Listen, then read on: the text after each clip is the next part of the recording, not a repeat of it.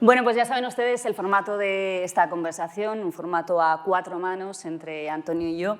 El tema, se lo recuerdo, todos sabemos que la expresión artística y la capacidad que tiene para llegar al ciudadano ha sido siempre considerada una amenaza, ya sea por regímenes autocráticos, por democracias también, por movimientos populistas. La cultura, el pensamiento, las ideas ha sido siempre el origen y el camino para llegar al pensamiento crítico, y hay que ser muy, muy, muy demócrata para tolerarlo, para abrazarlo. Lo habitual es que estos sistemas tengan la idea de controlar la percepción que tiene del mundo sus ciudadanos y también la percepción que tiene de ellos el mundo. Y vamos a hablar de ello, vamos a profundizar en este tema con Estrella de Diego. Ella es catedrática de Arte Contemporáneo de la Universidad Complutense de Madrid, es ensayista y académica, y con Juan Pablo Fusi, catedrático emérito de Historia Contemporánea de la Universidad Complutense de Madrid, ensayista y académico. Muchísimas gracias por estar con nosotros. Muchas gracias. Vamos a empezar ya, para no empezar mirando en la paja del ojo ajeno, que lo haremos, ni en conceptos históricos que ocurrieron en años anteriores, que también lo haremos. Yo querría empezar, como somos periodistas, Antonio y yo, preguntándoles a nuestros expertos sobre la situación de nuestro país ahora, España 2024, con un gobierno central, 17 gobiernos autonómicos, multitud de partidos, de sistemas, de movimientos que o bien tienen mucho poder de comunicación o quieren tenerlo o quieren ejercer otro tipo de poder. ¿Vosotros cómo veis que está ahora nuestro país? ¿Hay libertad creativa? ¿Es un buen país para crear?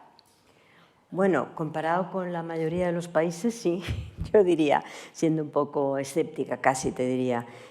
Yo lo que sí que creo es que hay un cambio de paradigma y que en ese cambio de paradigma, que yo creo que está viviendo el mundo entero, no solamente en nuestro caso, pues en unas cosas se han perdido y otras se han ganado, ¿no?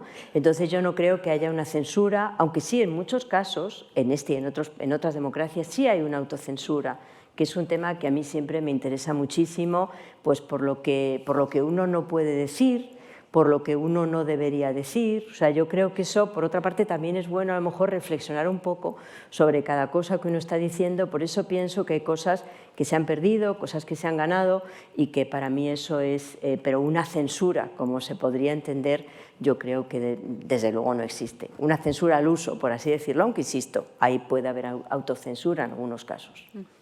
No, estoy completamente de acuerdo. Efectivamente, la libertad creativa es prácticamente plena, salvo los elementos de autocensura que pueda haber por los determinados movimientos sociales e ideológicos que han ido apareciendo, con muchos de ellos con razón de fondo, con independencia de que creen ciertas incomodidades a esa libertad de expresión de cada uno, pero plenamente un país de plena libertad creativa. No hace falta más que ver, digamos, las editoriales, la pluralidad de medios de comunicación, la libertad con que se expresa la gente en los medios públicos, las exposiciones, la literatura española.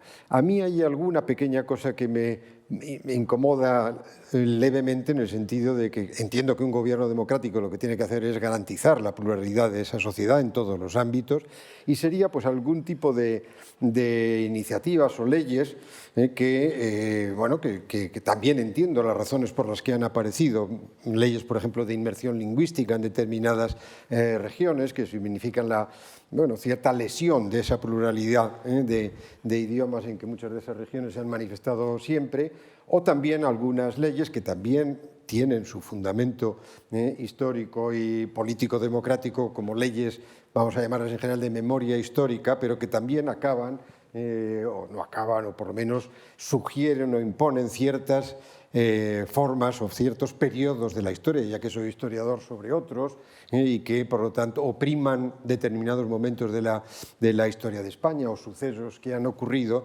frente a la pura libertad que cada digamos, o historiadores o colegios o universidades deben tener, o cátedras deben tener para la explicación de los hechos históricos del país. Pero básicamente creo que todos podemos estar de acuerdo y muy tranquilos en cuanto a la enorme libertad creativa del país. ¿Sí? Bueno, pues con esa tranquilidad yo me quiero referir a algo que habéis señalado los dos. Habéis coincidido, la autocensura, decía Estrella. A mí me preocupa mucho, tú también, Juan Pablo, Bueno, hay un elemento, cuando comparamos los años anteriores con estos, que yo creo que condiciona una buena parte de nuestro comportamiento y condiciona también a los intelectuales y a los creadores. Me refiero a las redes sociales. Entonces, que esta sesión se llama Autoritarismo y Cultura. Y mi pregunta es, en esa autocensura a los que habéis referido antes, ¿las redes sociales pueden ejercer un papel autoritario o de control, autocontrol a la hora de crear para evitar problemas, cancelaciones, señalamientos, etcétera, que de todo eso hemos visto en el mundo intelectual y creativo, Estrella?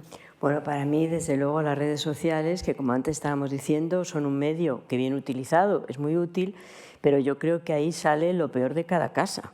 O sea, realmente yo creo que el control que cada una de las personas que escriben las redes, eso es muy paradójico, yo creo, porque por una parte hay control de no voy a decir esto para luego no tener un problema, pero por otra parte hay una libertad también de acción que realmente a veces nadie se está pensando dos veces lo que está ocurriendo y lo que está escribiendo, ¿no? Entonces yo creo que efectivamente esta autocensura funciona también como no censura. O sea, yo creo que las redes sociales, yo creo que todos tenemos la sensación de que estamos solos en casa escribiendo todo eso.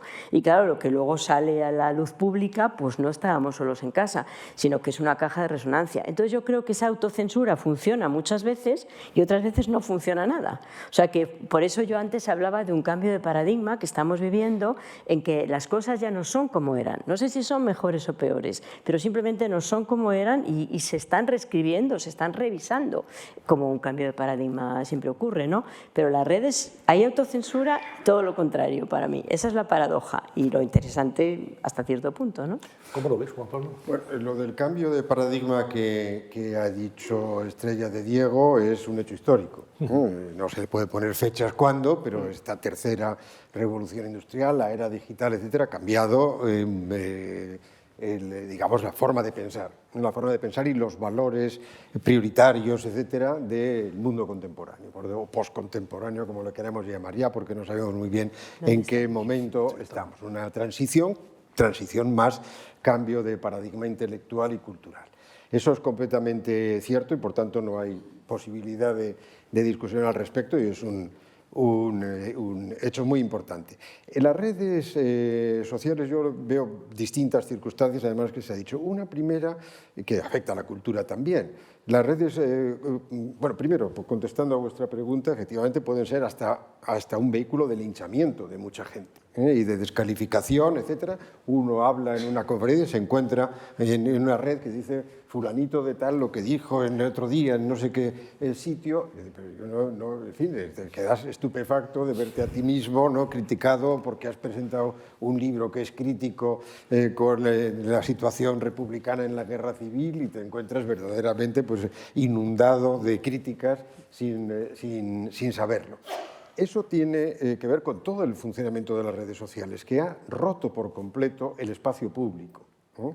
Y por tanto, igual que no sabemos muy bien qué es lo que piensa la sociedad, porque está mucho más condicionada por las redes sociales que por ninguna otra instancia, pues ocurre también en la cultura. Ya no hay ningún tipo de referencia, de autoridad, como podían ser los periódicos de calidad, como podían ser determinados intelectuales, como podían ser determinadas revistas de opinión en las que tú puedes decir, hombre, he publicado en la revista X, en Revista de Occidente, en Vuelta en México, Letras Libres, y ya soy un personaje. No se sabe en este momento para nada qué es lo que prevalece y estamos, lo mismo en política que en la vida cultural, pues expuestos a unas sorpresas formidables, porque es ahí donde se va creando una opinión inevitablemente fragmentada, que además no sabes muy bien a qué atenerte. Por lo tanto, efectivamente, es una situación política y cultural en ese sentido, en el cambio de paradigma, además tremendamente fragmentada porque desconocemos cómo se crea ahora el espacio público, ¿no? Y siguiendo con esta cuestión, también hablando de las redes sociales, yo quería preguntaros, pero hay una parte positiva, ¿no?, de las redes, porque yo también pienso que hay creadores, sobre todo en países realmente autocráticos como China o como Rusia, que tienen esa obsesión por controlar las redes sociales, en las que tal vez el creador pueda encontrar ahí una vía de escape para intentar llegar a un público al que pues, el régimen oficial no le deja llegar, ¿no creéis? Uf, qué pregunta. Qué pregunta, qué pregunta. Sí, eso debería ser así, pero yo la verdad es que creo que, bueno, ahora ya voy a entrar, creo, un poco en la paranoia, pero yo creo que siempre hay alguien que está controlando las redes. Quiero decir que eso es una discusión que yo tengo continuamente con mis estudiantes, quizás porque yo ya soy mayor y ellos no, quizás porque yo no soy parte de ese cambio de paradigma, pero claro, también en las redes hay control y hay un control claro en cualquier lugar, democracias, países que no lo sean, autocracias, da igual. Entonces yo creo que esa idea de que ahí todo el mundo dice lo que quiere, sí, pero yo creo que al haber roto lo que decía muy bien Fusi, esa arena pública, no quiere decir que haber roto la arena pública y que todo el mundo diga lo que quiera, no hay ahí también un algoritmo que está controlando lo que allí pasa. Y cuando hay un algoritmo ya es mentira, ya no hay libertad de expresión, porque ahí la libertad en ese cambio de paradigma es el algoritmo el que está haciendo la censura. O sea, que no quiere decir que no sean positivas las redes, sobre todo están, es como si digo, bueno, ahora tiene que ser de día, me va a dar igual. Pero yo creo que todo eso hay que verlo porque aún no tenemos distancia para verlo, temo. Entonces yo sigo pensando que las redes, el algoritmo es una nueva forma de control y eso lo creo a pies juntillas, ¿no? Sí, yo voy a coincidir con Estella. Ya les parecerá a ustedes que coincidimos en todo. Bueno, yo me alegro de coincidir. Será la edad, Juan Pablo. Por eso. Pero yo me alegro mucho de coincidir, en cualquier caso, con Estrella de Diego, porque tengo una enorme estima intelectual y personal hacia ella. Pero volviendo a la pregunta, bueno, como siempre es muy difícil contestar y acertar. En los países a los que creo que se refería la pregunta, que pueden ser China o Rusia, y que ahí podrían tener, o Cuba, y que pudieran tener una vía de escape los creadores y los intelectuales o escritores o gentes del mundo de la cultura hacia la libertad creativa, creo que es mucho más fuerte, infinitamente más fuerte que la red individual de vía de escape que pueda tener uno, el control, efectivamente, desde el Estado de estos nuevos Leviatán, como les ha llamado John Gray en un libro que está traducido, que son la China y la Rusia de Putin, que controlan no solo a su sociedad, sino que encima cometen ataques cibernéticos contra muchos otros países, lo mismo en el ámbito político, que puede estar, o si no está influenciando elecciones, como también en prestigios, falta de ellos, descalificaciones, etcétera, etcétera.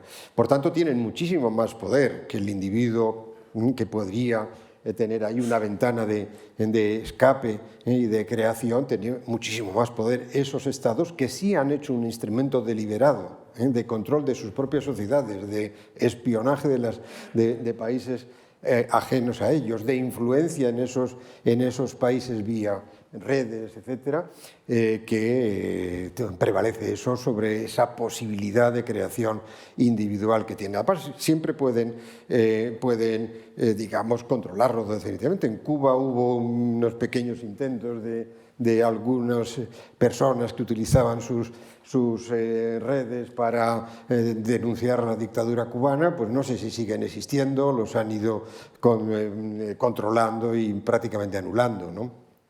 Cuando hablamos de autoritarismo y de cultura, se da una dualidad casi de manera paralela, tanto en regímenes sin libertad de derechas o de izquierdas. Nos referimos al ataque sistemático a aquellos discrepantes, a los que se les señala y se les quiere eliminar, y luego a la exaltación, a veces artificial e injustificada, de algunos otros creadores o intelectuales, pero porque son adictos a ese régimen.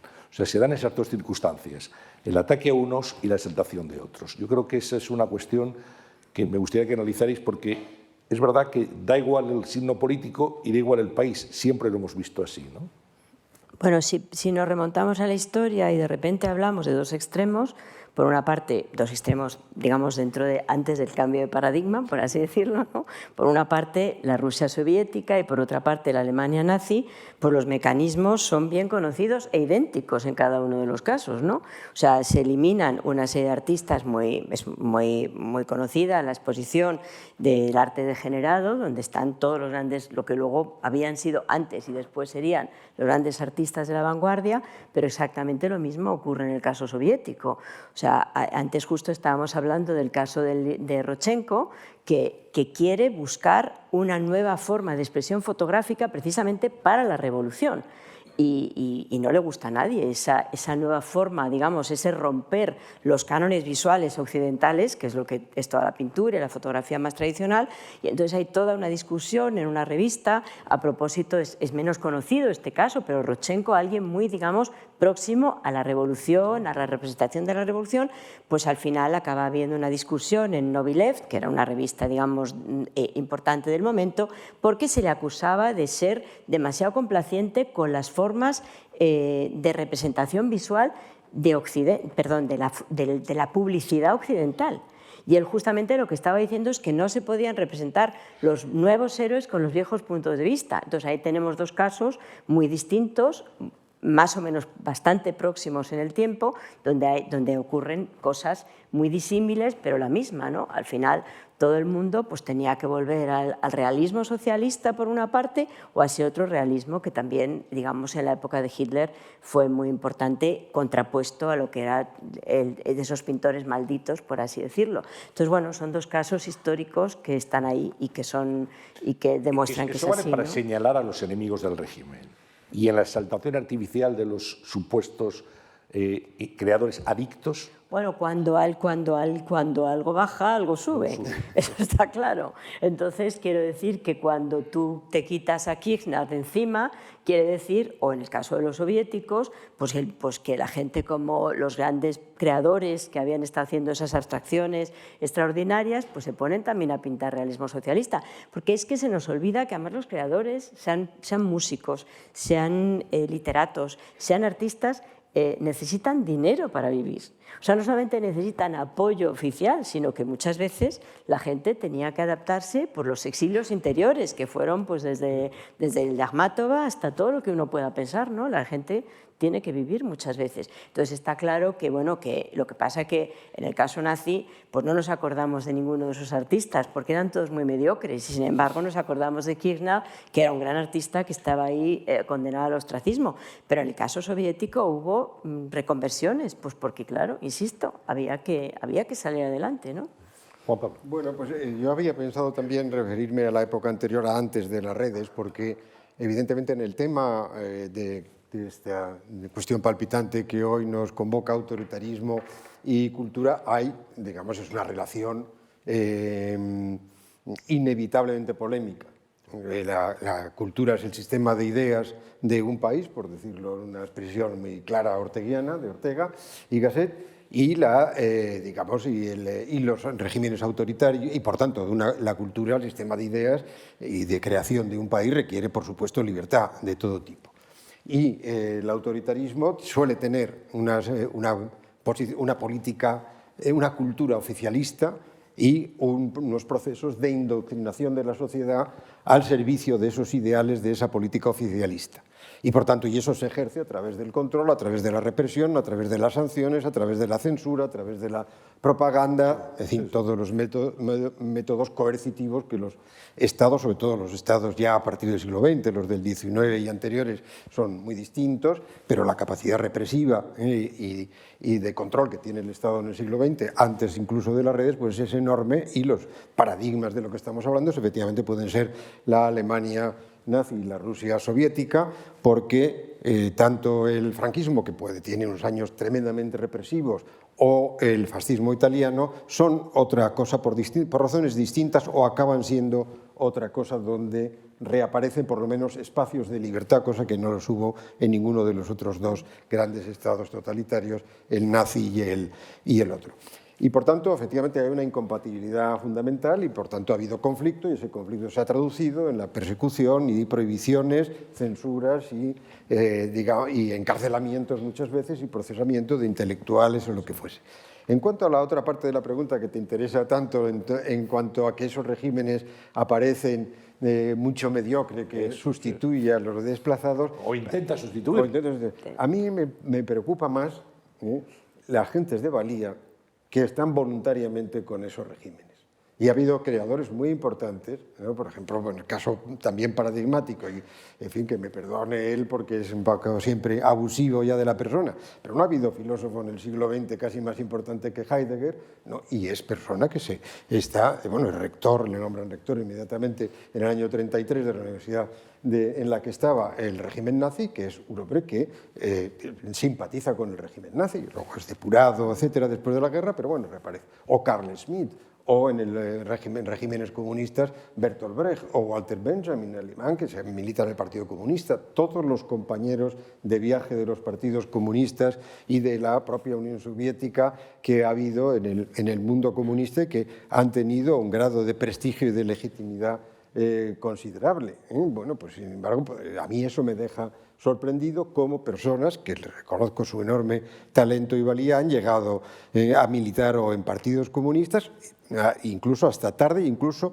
justificando en algunos de ellos las represiones que ha habido en el 56 en Hungría o en otros sitios, ¿no? Ya el 56 Hungría fue un golpe muy duro a la militancia de intelectuales en los medios comunistas, y la primavera de Praga pues terminó con casi todos los que pudieran quedar por ahí, pero queda alguno, y muy prestigioso y muy famoso, que nunca se ha ido.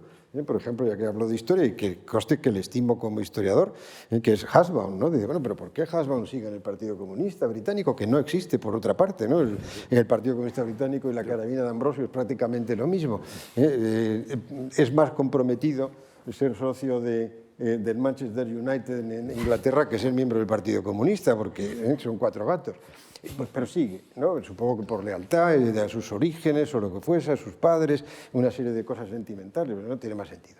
Pero bueno, quiero decir que me deja perplejo los Heidegger, ese tipo de gente, que no las medianías que se sumaron a esos...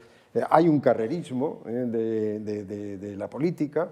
Bueno, en España se suele decir, creo que las expresiones de Trapillo, que esa gente ganaron la guerra civil pero perdieron la historia de la literatura, porque no les respetamos demasiado lo que hicieron, salvo que algunos que se reconvirtieron a tiempo. Pero en este camino para crear reputaciones falsas, en este caso positivas, de gente afín al régimen, claro, se utilizaba sobre todo como para embellecer, para justificar, ¿no? Digamos, al gobierno del momento. ¿Qué mecanismos se utilizaban para conseguir que un creador, o bien un creador de valía, accediese a ser influido y vender el mensaje del régimen en particular, o para que un creador fuese considerado un gran creador únicamente porque era afín a ese régimen? ¿Eso cómo se consigue? Bueno, yo creo que si era un creador mediocre era bastante fácil, básicamente. O sea, quiere decir que si era un creador mediocre y tenía ahí una ventana de salida, el problema, como muy bien estaba diciendo Juan Pablo, es realmente son los otros, ¿no? Los que por muchísimas distintas razones tienen que adaptarse. O sea, cuando yo antes mencionaba a Akhmatova, no es que Akhmatova en ningún momento no mantuviera su postura anti-Aparachek, sino que Akhmatova seguía allí viviendo exilada en su casa de la Fontanka en San Petersburgo.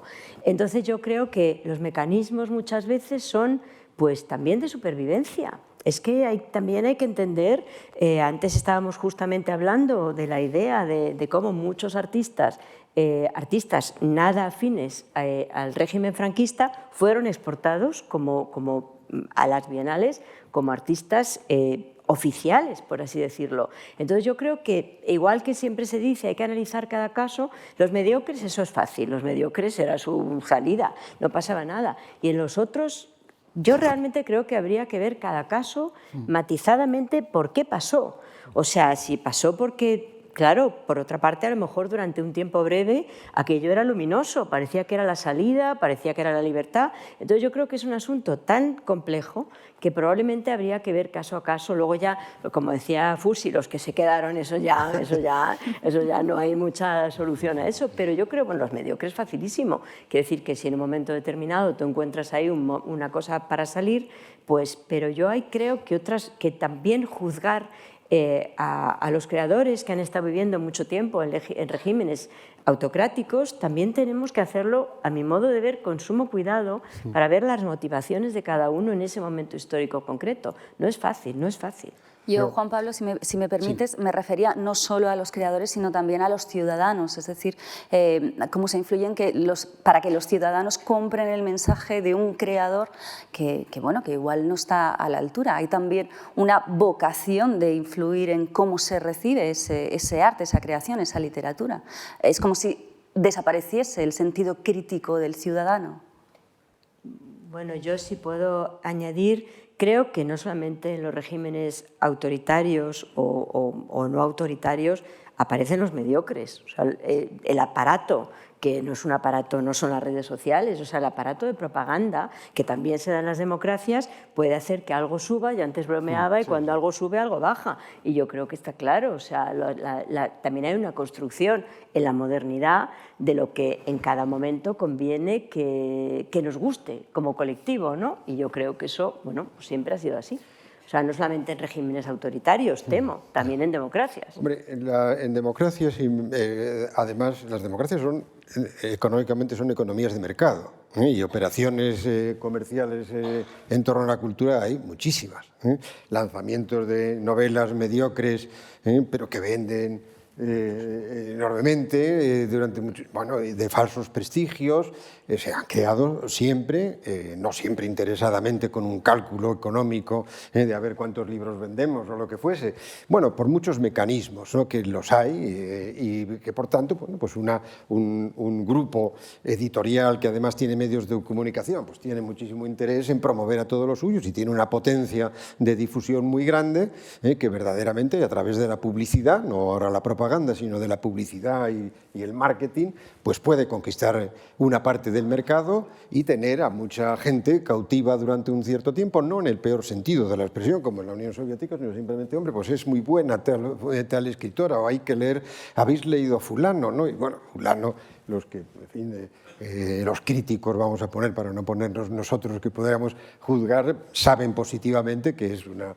novela de género que se improvisa en 6 horas, o supongo en arte puede pasar también, ¿no?, lo mismo, y se ponen de moda determinados, porque hay una promoción de eso. Pero eso es otra cuestión distinta de la cuestión de los regímenes autoritarios o totalitarios, donde efectivamente habría que ir, tiene razón Estrella, como siempre, a casos individuales. A mí me impresiona en el caso de Rusia, Estrella está hablando todo el rato mayoritariamente de pintores o de algún poeta, pero por ejemplo en músicos, ¿no? Voy a poner 2 casos, Prokofiev y Sostakovich, que los 2 son verdaderamente de los mejores músicos del siglo XX.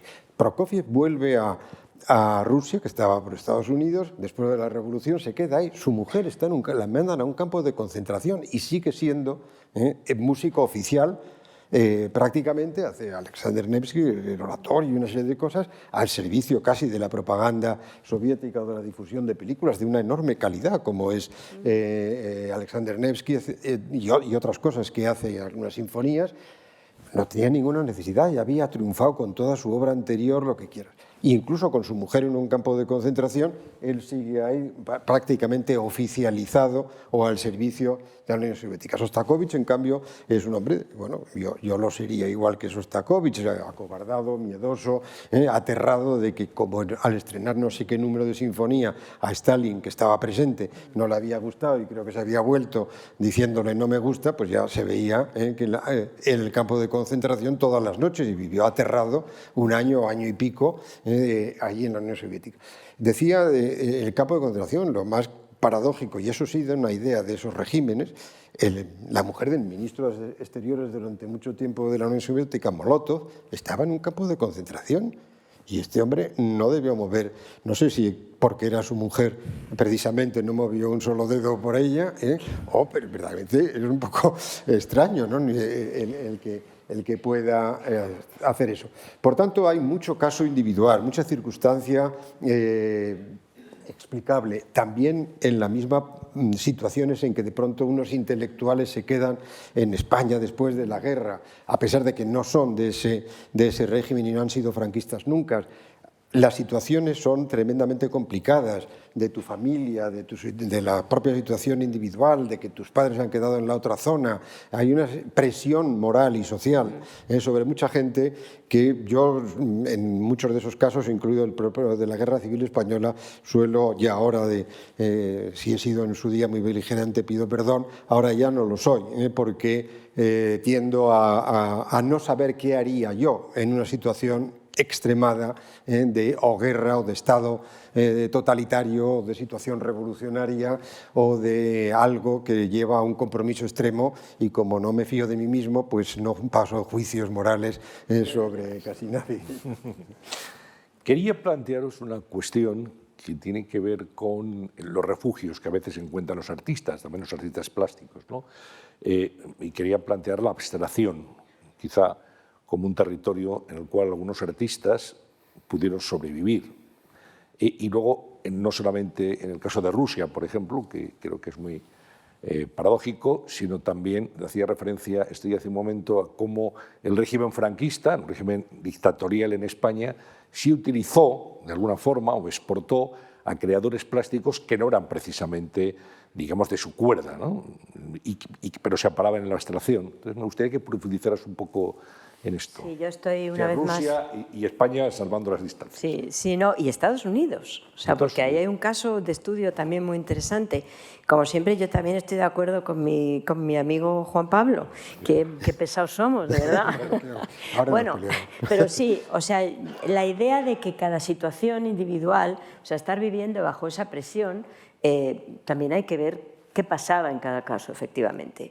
Y el caso de España me parece que fue paradigmático. Bueno, bien es cierto que en pleno franquismo alguien entendió que, bueno, que el arte era un modo de abrirse al mundo no muy peligroso. El arte, menos que la literatura, porque la literatura es mucho más peligrosa. Las artes plásticas siempre pueden salir más del paso, y si ya son abstractas, nada que temer, ¿no? O sea, eso está claro. Si ya son abstractas, nada que temer, porque entre lo que uno no entiende, lo que otro imagina, no hay ningún problema. Entonces, la exportación sistemática de ese arte de grandes artistas como Tapies, como Saura, como Millás, a las Bienales de Venecia, que eran, digamos, la ventana al mundo, por así decirlo, ¿no?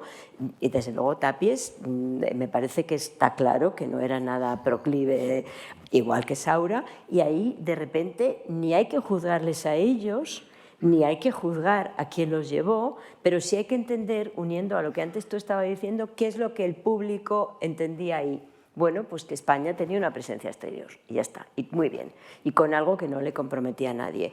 Entonces, bien, pero eso antes había pasado en Estados Unidos, hablando un poco del problema que también ocurre después de la Segunda Guerra Mundial. Los Estados Unidos están intentando buscar un arte propio, un modo de representarse hacia afuera. Alemania está totalmente destruida, es la Guerra Fría, hay dos bloques claros, de eso sabe mucho más, evidentemente sabe mucho más Juan Pablo que yo, pero entonces los Estados Unidos quieren crearse una imagen propia, y entonces deciden que esa imagen propia mejor otra vez no entrar en problemas. Y sobre todo también mejor no entrar en problemas por un país que había entrado muy tarde a la modernidad, que en el año 11 empiezan a ver en el Armory Show cosas que en Europa ya tenían más que, digamos, estudiadas, conocidas por el gran público. Y entonces inventan esa abstracción, todos los europeos que huyen a Estados Unidos, y de los cuales, digamos, que está Jackson Pollock, que es el americano, que es abstracto. Y entonces ahí empieza, digamos, ahí se entiende la idea de que lo abstracto no compromete a nada, y que es un modo muy relajado de poder ser modernos, porque ¿qué es más moderno que una abstracción sin que comprometa a nada? Y luego, evidentemente, porque no compromete a nada, no íbamos a exportar al equipo Crónica, que era meternos en un buen lío político, digamos, ¿no? Y eso es algo que yo creo que ha pasado a lo largo de la historia. Cuando los artistas han querido huir de categorizaciones, de señalamientos, pues han decidido pintar abstracto, porque el abstracto no comprometía nada. Pero claro, eso es así hasta cierto punto, porque una vez que uno ya sabe el truco, pues evidentemente se puede también desvelar el misterio, ¿no? Pero es algo que pasó en la Unión Soviética desde luego. Pasó en los Estados Unidos para intentar salir de un arte muy provinciano, que entonces no era como el arte europeo, que había pasado ya por muchas fases, y pasó en España. O sea que la abstracción se utilizó en muchos países de muy distinto sesgo político como un modo de contar el mundo sin comprometerse mucho. Y eso es muy interesante, porque claro, luego sí es verdad que conociendo los mecanismos, pues se comprometían de igual manera, ¿no? Es verdad, Juan Pablo, que el arte plástico permitía eso y quizá la literatura o la interpretación histórica era más complicado, ¿no? Sí. Ahí no cabían muchas abstracciones. No había mucho de esto, pero es verdad lo que se está comentando, ¿no? En el caso de Franco del régimen de Franco me parece mucho más evidente, ¿no? Que son operaciones de prestigio internacional. Un régimen, si ustedes recuerdan, condenado internacionalmente en el año 45, con retirada de embajadores, no admitido en la ONU, condenado en la ONU, deseoso de una apertura exterior, porque lo necesitaba por muchas razones, y desde luego encuentra no solamente en la abstracción, sino en algunos nombres de prestigio que por las razones X, desde las voluntarias a las de acomodación o las de necesidad, se han quedado en España, y entonces evidentemente pues gente que ha adquirido prestigio fuera, el régimen de Franco pues apoya esa presencia exterior de estas personas como elemento de prestigio propio, ¿no? Y de apertura al exterior. Un caso clamoroso de los errores, de error en este caso del régimen de Franco, pero también que confirma que la abstracción es más neutral y más segura porque no tiene el lenguaje explícito, es el caso de Viridiana de Buñuel, ¿no? España se presenta oficialmente al Festival de Cannes, me parece que fue, ¿no? Y obtiene el primer premio. Si han visto ustedes la película, bueno, es crítica cruel y sarcástica del mundo religioso, en fin, de la escena última, es la última cena, ¿no? Y el régimen le dan el premio, lo conmemoran, lo celebran, hasta que alguien da el soplo, lee el periódico del Vaticano, que el Vaticano está incendiado porque como han podido premiar a esa película y más haberla presentado España, y efectivamente acaban cesados el director general de cinematografía, la película prohibida en España, el cine de Buñuel prohibido durante unos 10 o 12 años en España, y habían intentado exactamente eso, hacer una política de prestigio diciendo también en cine hemos ganado, ¿no? Porque llevaban una serie de éxitos internacionales en las bienales de Sao Paulo, en algunas que habían obtenido el primer premio, pues Oteiza, Chillida y unas Tapies, en fin, una serie de actores, de artistas muy conocidos que, bueno, pues también en cine, ¿no? pretendían hacer ver. Bueno, esas cosas ya digo que pasan mucho más, efectivamente, en regímenes con mala conciencia en torno a sí mismos y con necesidades de políticas exteriores de prestigio, ¿no? Y el caso de Franco en ese sentido es bastante claro, ¿no? Menos la Unión Soviética, en ese sentido, prestigio exterior, bueno, tiene el prestigio que le viene en los medios internacionales de izquierda por haber sido la Revolución Soviética, que incluso pues sobrevivió, el mito de la Unión Soviética sobrevivió incluso al propio stalinismo, ¿no? Es decir, que no le desacreditó del todo ya hasta muy tarde, ¿no? Muy tarde. Pero pasó con Tarkovsky, por ejemplo, que ellos utilizan. Sí, o sea, que lo utilizan, pero que al mismo tiempo dicen, hace usted un cine muy difícil. O sea, eso lo cuenta en sus memorias. O sea, quiere decir que eso sigue pasando mucho tiempo después. O sea, que es una cosa bastante curiosa, ¿no? Que por una parte se utiliza, pero por otra parte usted está haciendo cosas que el pueblo no entiende. Y entonces él, digamos, en sus memorias lo cuenta y por eso en un momento determinado se va, etcétera, ¿no? Se va, pero se queda. Otra vez el mismo caso, ¿eh? Se va, pero no se acaba de ir. Es que es fascinante, la verdad. Dentro de ese intento por parte de los gobiernos, autocráticos o no, de controlar la creación y a los creadores, hay otros ejemplos de grandes errores, porque a mí me viene a la mente ahora escuchándoos, y no sé si será exactamente un ejemplo de lo que estáis hablando, pero me viene a la mente también cómo Estados Unidos, siendo una democracia, siempre ha querido controlar absolutamente cuál era la imagen de ellos, de su modo de vivir, ¿no? que llegaba al resto del mundo, y eso se le ha girado en contra. Al final ha desembocado en una especie de desprestigio internacional. No sé si hay más ejemplos como ese de regímenes autocráticos o no, que han cruzado ciertos límites o no han acabado de controlar bien cuáles eran los mecanismos que utilizaban y al final se les gira en contra? Bueno, yo creo que el caso más paradigmático en Occidente, evidentemente, es el modo, o sea, el American Way of Life, ¿no? O sea, algo que también se inventa, si es a eso lo que te estás refiriendo, que creo que sí, que también se inventa en plena Guerra Fría, o sea, cuando Estados Unidos dice, bueno, yo tengo que ser el líder espiritual, digamos, de la comunidad occidental. Y yo creo que, al menos en Occidente, yo creo que es el caso realmente más paradigmático. Pero no sé si se le ha vuelto tanto en contra, ¿eh? ¿No? No, yo no lo veo. ¿No crees que se le cuestiona desde hace años? Yo ahí puntualizaría un poco. En Estados Unidos será lo que sea, pero no hay dirigismo cultural. No hay ni Ministerio de Cultura ni Ministerio de Educación. Hay unas 4.000 universidades.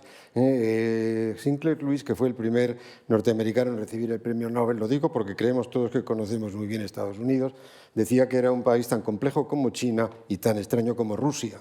Y hay muchos Estados Unidos, hay ciudades universales. El éxito de Pollock y compañía y del expresionismo abstracto no es Estados Unidos, es Nueva York, que es otra cosa completamente distinta. Una ciudad universal donde las haya y el epicentro de la vida cultural contemporánea que desplaza. A mí me parece lo más interesante de la del expresionismo abstracto y de Pollock y de Kuhn y compañía es que es un ejemplo claro que Estados Unidos está desplazando a Francia, no por los gobiernos ni de Estados Unidos ni por Francia, sino por el poder digamos, el dinamismo extraordinario de la sociedad norteamericana está desplazando a Europa del epicentro de la creación y acaban convirtiéndose Los Ángeles, Estados Unidos, Nueva York, Chicago y muchos otros sitios y lo siguen siendo en muchos sentidos muy prestigiosos. Yo no estaría nada de acuerdo que lo acaba pagando, porque si hubo algún intento digamos, de propaganda con el expresionismo abstracto, se ha quedado en nada. Todo el mundo le parece uno de los momentos más esplendorosos de la pintura contemporánea. Y los Pollock y compañía. Y uno de los movimientos más interesantes que ha habido en pintura hace muchísimo tiempo, ¿no? Y por tanto, probablemente tienen más prestigio hoy que el que tuvieron del 45 al 51 o 52, todos ellos, en mi opinión, merecidísimamente. Igual que los arquitectos, los rascacielos norteamericanos, muchos de ellos son verdaderas obras de arte. No es simplemente una exhibición, por cierto, con muchos arquitectos europeos también, no solamente por digamos, exhibicionismo de la economía de mercado fabulosa que son los Estados Unidos, sino porque, digamos, tienen una capacidad de crear verdaderamente que le deja a uno asombrado, ¿no? En cuanto a la calidad, originalidad, versatilidad de la arquitectura norteamericana. La literatura norteamericana del siglo XX es equiparable por su valor, calidad e interés intelectual, social y de todo tipo a lo que pudieron ser la literatura rusa, francesa y británica en el XIX. Más si añadimos encima los de los años 20, no digo nada, pero bueno, verdaderamente eso no se le puede negar a Estados Unidos. El cine norteamericano, pues, es como lo del Atlético de Bilbao, que era Iríbar y 10 más, pues esto es el cine norteamericano y otros. Eso no significa que no nos pueda gustar más Fellini o Bergman o que reconozcamos más calidad cinematográfica, pero en cuanto a producción, toda nuestra educación sentimental de mucha gente, incluso la estética y cultural, está hecha por el cine norteamericano de Hollywood, donde hay cosas maravillosas y bodrios promovidos por las productoras, por la economía de mercado, verdaderamente infumables. Pero, digamos, Estados Unidos es otra cosa, ¿no? Es decir, que hablar de dirigismo cultural en Estados Unidos es muy difícil, muy, muy difícil. Incluso revistas que se sabe que ha financiado la CIA no les ha dicho ni una palabra de lo que tienen que hacer. Encounter. O casi. No, ni una. El Encounter, ni una palabra, que ha sido el caso más escandaloso. Ni una palabra. Y la dirigieron intelectuales estupendos, británicos y norteamericanos, sin haber recibido ni una llamada por teléfono de nadie del Departamento de Estado ni de ningún otro sitio. Bueno, cuando hablamos y le puede dar dinero a la CIA, no digo que no. Cuando hablamos de regímenes autoritarios, autocráticos, ¿incluiríais también, Estrella y Juan Pablo, a los regímenes de corte populista? ¿Cuáles son las amenazas de los populismos hoy emergentes en buena parte del mundo para esta cuestión de la que estamos hoy debatiendo? Bueno, yo creo que los populismos y en general digamos, todas las posiciones que son extremas, del tipo que sea, me da igual, siempre son un peligro. Porque, y la historia, y ahí está Juan Pablo que lo sabe muchísimo mejor, la historia prueba que las cosas siempre empiezan por poco y acaban en mucho. O sea, todo empieza por... Y también, eso también justificaría porque al principio, lo que decíamos antes, ¿no? Porque al principio mucha gente se siente entusiasmada de seguir lo que parecía que eran buenas intenciones, ¿no? Y yo creo que sí, yo creo que los populismos, me da igual del tipo que sean, me da igual que sea un populismo de extrema izquierda que de extrema derecha, me da igual que sea un populismo de corte neoliberal, me da lo mismo. O sea, cualquiera de los populismos yo creo que están llenos de peligros, porque populismo puede llevar a dirigismo y dirigismo puede llevar a autocensura y autocensura puede llevar a no creación. O sea, quiere decir que es una especie de algo que se va, de alguna forma, que nos lleva justamente a donde no queremos llegar, ¿no? Y es que la gente pueda tener un territorio de libertad donde pueda, y naturalmente, como diría Virginia Woolf, de libertad y una habitación propia con una renta de X guineas al mes, que eso es lo que antes también hablábamos, ¿no? Entonces yo creo que ahí a mí sí me da mucho miedo, o sea, me da mucho miedo porque es una especie de pelota que se va llenando de capas y que llegamos al final a que las personas tienen demasiadas presiones para no poder hacer lo que quieren hacer, a lo mejor por la autocensura de la que hablábamos, ¿no? Yo diría que los populismos, como los nacionalismos, son negativos, son contrarios a cualquier idea de democracia liberal por definición, porque los nacionalismos hacen de la nación el objeto y sujeto de la política, y por tanto también de la cultura, y los populismos de un vago pueblo, el objeto y sujeto de la política, no del individuo ciudadano con derechos. La democracia es pluralismo y garantía desde el Estado de la pluralidad de la sociedad y derechos del individuo como tal. En ese libro que he citado antes, lo digo porque es una frase muy buena, la que dice, John Gray cita a Hobbes, ¿no? El libro se titula Los nuevos Leviatán, porque Hobbes escribió en el siglo XVI el libro Leviatán, que es la defensa de un Estado fuerte, pero no un Estado intervencionista en la sociedad, sino que garantice la seguridad, el orden en la calle, etcétera, por la complejidad que tiene la vida. Y cita una cita de Hobbes, Gray cita a Hobbes, diciendo Hobbes que la humanidad no existe, que lo que existe son miles de hombres, todos con derechos y todos un universo, cada uno de ellos un universo. Eso es lo que es la democracia y por lo tanto los populismos. Los nacionalismos no hacen del individuo con sus derechos el objeto y sujeto de la política. Lo hacen de abstracciones o no abstracciones. A ellos les parecerá un ideal, el ideal nacional, el ideal popular, una serie de cosas y por tanto son peligrosos en sí mismos con independencia de que tengan o no, o lleguen a tener o puedan tener políticas dirigistas de indoctrinación y control de la sociedad. En sí mismos son contrarios a la democracia liberal, que por cierto, o a la democracia. La democracia no necesita que le pongan apellidos. Sospechen de cualquier democracia en cuando le ponen algún adjetivo, como democracia orgánica. La cristiana la aceptamos un poquito, pero tampoco empezó con las mejores intenciones la democracia cristiana. Está bien visto. Hemos hablado de los regímenes, de los dirigentes, hemos hablado de los creadores. Yo insisto en que hablemos también del público, de la ciudadanía, de la sociedad, en si tiene algún papel posible, si puede, influir en pelear también por la libertad de sus creadores, en defenderla, en exigirla. Bueno, yo creo que totalmente.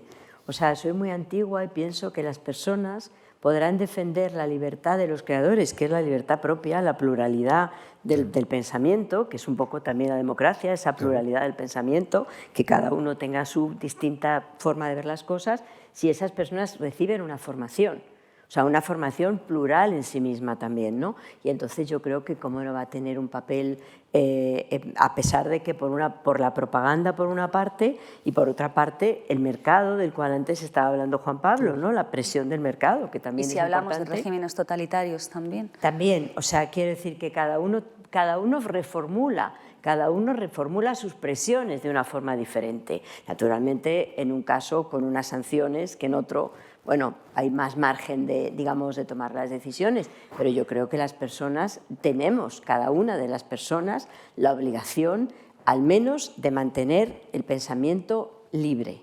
Si no podemos hacer otra cosa, el mantener el pensamiento libre. Yo citaba a Akhmatova antes y citaba su casa de la Fontanka en San Petersburgo, en el exilio interior. Ella, en medio de lo que estaba ocurriendo, trató de mantener su pensamiento libre. Bien, es cierto que Akhmatova era Akhmatova y no todos, desgraciadamente para nosotros, somos Akhmatova, la gran poeta rusa, pero la idea de que cada uno de nosotros, a lo mejor la aportación que podemos hacer es, pues eso, intentar ser libres, al menos en lo que al pensamiento se refiere. Bueno, es una forma de, digamos, de pelear contra la situación que es relativamente sencilla si uno está formado para hacerlo. No, en las sociedades democráticas y libres, evidentemente, el público entra en distintas y actúa de muchas maneras. Para empezar, votando. Si no le gusta la política cultural que ha llevado el gobierno anterior o aquel ministro, puede, con su voto, digamos, terminar con una situación política X, la que sea. Puede también, a pesar de la fascinación del mercado y de la fuerza del mercado, el público discrimina y compra esto o lo otro, lo demás allá. Hay una oferta y si quiere se puede enterar perfectamente, dada la pluralidad de medios de información, de crítica que existe, alguien con una vocación verdaderamente de curiosidad intelectual que quiera saber. Quiero de verdad enterarme qué es lo que es bueno, no me fío ya de tanta publicidad de este autor o del otro. Claro que puede perfectísimamente entender, aparte de que la gente no es, bueno, tiene, efectivamente lo acaba de decir, en las sociedades occidentales, unos mínimos de cultura discriminatoria tiene la gente. Y no es tan fácil al mercado, en el ámbito cultural, hacer triunfar a un bodrio de verdad. Por lo menos esos libros que vemos que tienen muchísimo éxito, por lo menos oficio suelen tener, un poco de oficio. No es literatura de kiosco, ni mucho menos. Pero bueno, quiero decir que pero es posible saber. Y ha dicho antes que han ido desapareciendo los espacios públicos y también el mundo de la cultura, pero todavía puede uno fiarse de determinadas colecciones de libros o determinadas editoriales, porque sabe que no les conocerá, no sabrá quién es el director, quién es el otro, pero que el catálogo de esa editorial es buena. Y se ha ganado un prestigio, y ese prestigio también te enteras cuando ese medio de comunicación o ese periódico o esa televisión te acabas de enterando perfectamente que ha perdido su prestigio por las razones X y ya no te gusta, y además te das cuenta inmediatamente o te confirma lo que tú habías intuido, te lo confirma pues un estado de opinión general. Por lo tanto, en la sociedad es mucho más difícil. La actuación pública casi por definición es imposible, sobre todo en los estados totalitarios, porque ahí es un dirigismo desde arriba a todos los niveles y además sí que es verdad que te detienen a las 3 de la mañana de la noche, ¿no? y desapareces y te caes de un 5º piso, ¿no? Es decir, en muchos de esos sitios, como estamos viendo ahora otra vez en algunos sitios, o en China, tan amable, hombre, no sé si ustedes vieron el último congreso del Partido Comunista, en que se llevaron al señor que estaba sentado al lado del... bueno, en fin, como para que se fueran enterando todos los demás, debió ser todo aquello, ¿no?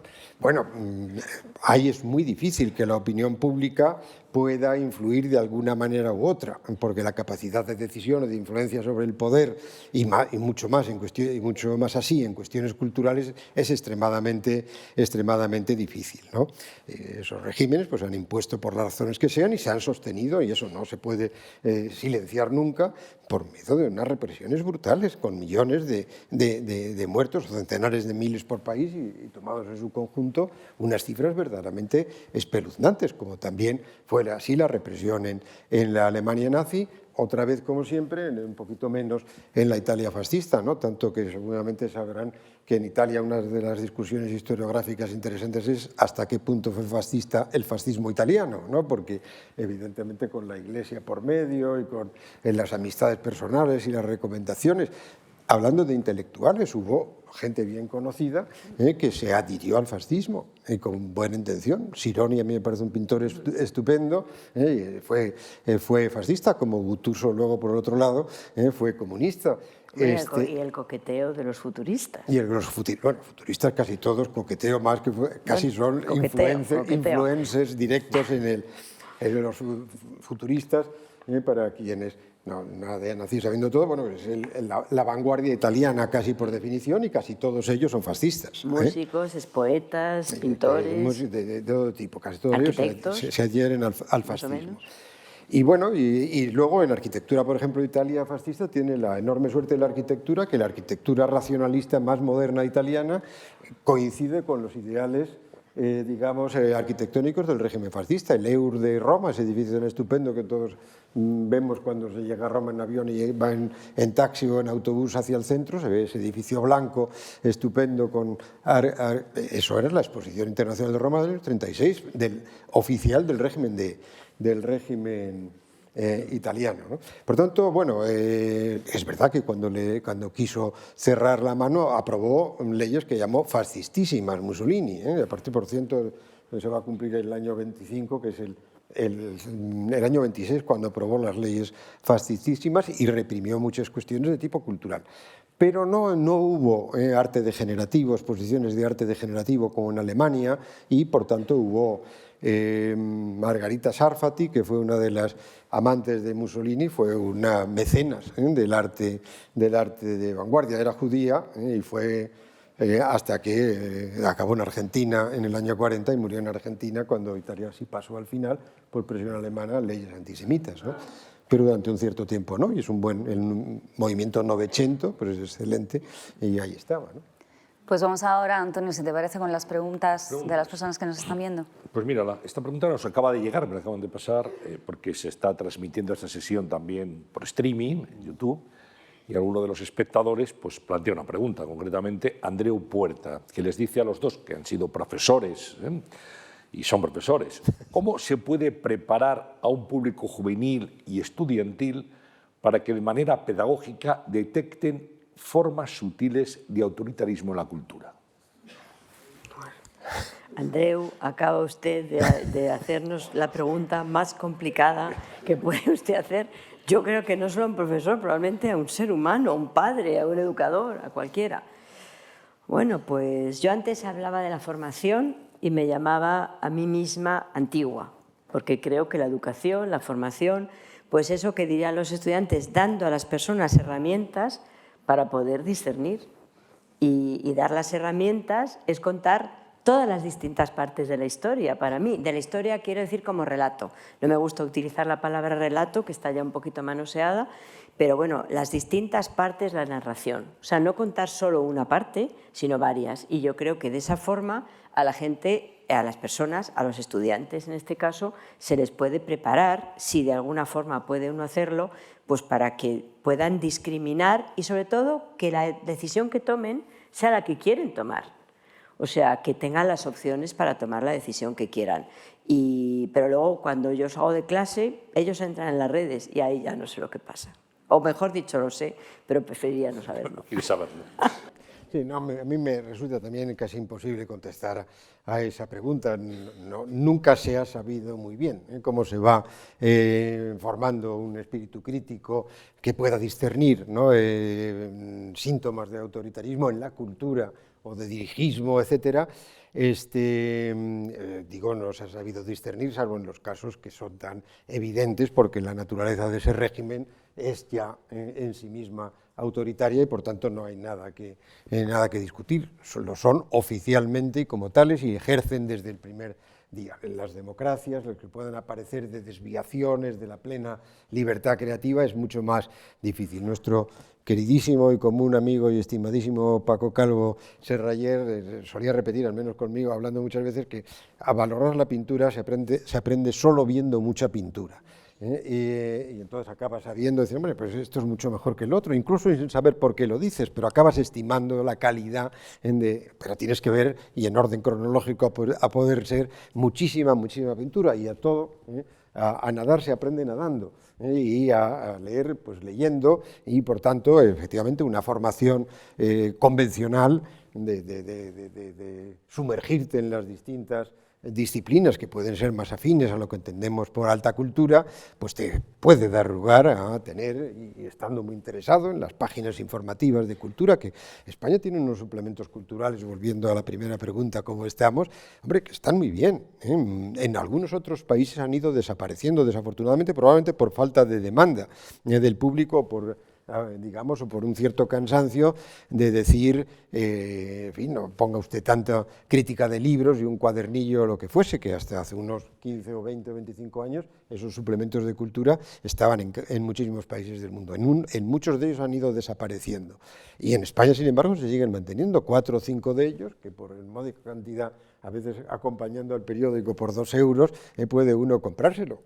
Pues bueno, todo eso son vías para ir enterándose bien de por dónde va la crítica, por dónde va la cultura en un país, qué sospechas puede haber, qué está bien o qué no está mal en lo que se está haciendo, me parece a mí, pero no hay una, digamos, una regla de oro espléndida e inequívoca para enterarse. Juan Pablo Fusi, Estrella de Diego, muchísimas gracias. Espero que os hayáis sentido libres de expresaros aquí en este escenario. Era la intención. Sí. Antonio, tuyo siempre, ¿no? Siempre. Libres como el viento, tema muy interesante y aportaciones sin duda para reflexionar de nuestros invitados. Muchísimas gracias a los Muchísimas gracias a vosotros. Y gracias a ustedes por venir.